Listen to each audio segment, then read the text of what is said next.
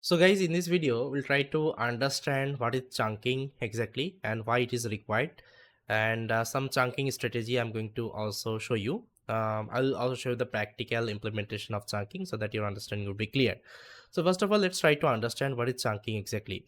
See, I think you know that whatever large language model you are using, LLM, it has one input limit.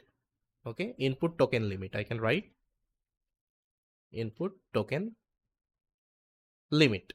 Okay, if you go to like any kinds of model, you will see the documentation, you will see that it has some input token limit. Okay, let's say one model is having input token limit is equal to 4096 token it can take, okay, at a time. And let's say whenever you are working with custom data, mostly in RAG, retrieval augmented generation will be also working with that, okay, going forward. So in RAG, what happens, we'll try to use our custom data. And let's say I have one txt file. So after extracting all the data from the txt file, let's say my token size is 8096. So definitely it is bigger than, okay, it is bigger than your model token, model input token, right? So definitely we'll getting the input error, okay, from your model. So to prevent this kinds of issue, we use something called this one, chunking. Okay, we use something called chunking. Okay, chunking. So how chunking works for this, let's copy our text. So I'll come here, so let's copy our text. I'll just write, let's say, Python.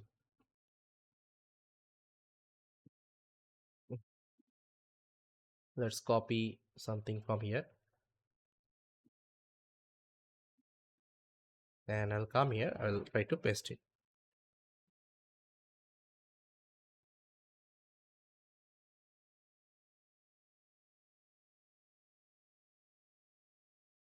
Okay, so here what I will do, huh. So what happens, let's say chunking, there are two parameter. One is the chunk size, okay, another one is chunk overlap. Okay, so let's say chunk size is equal to 1000 and chunk overlap is equal to 200. Okay, so whenever it will start the chunking, so first of all it will start from here, it will count 1000 tokens. Okay, let's say 1000 tokens ends here.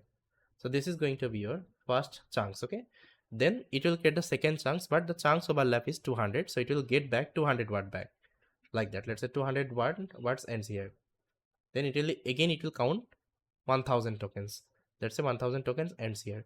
So this is going to be your second chunks. Okay, so that's how again another chunk will start.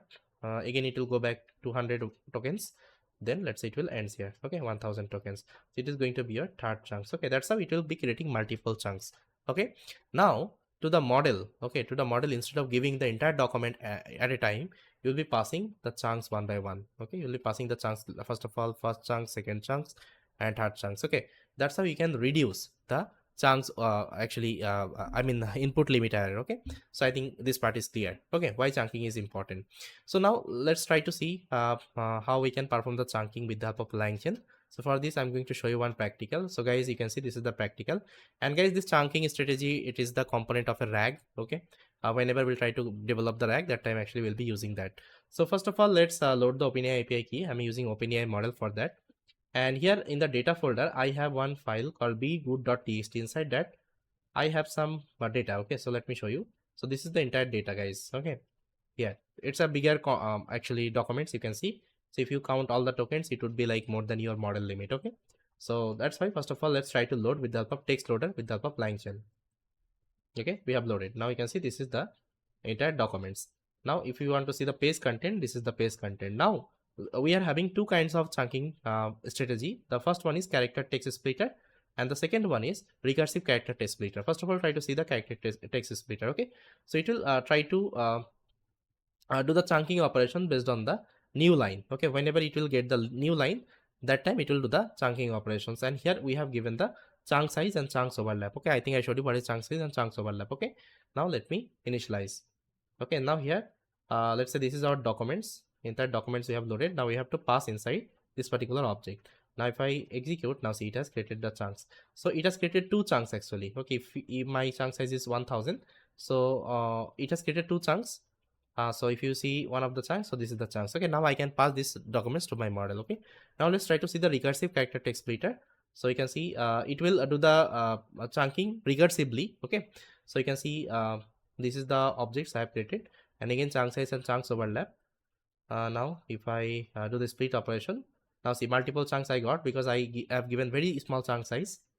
Now if I show you the length of the chunks,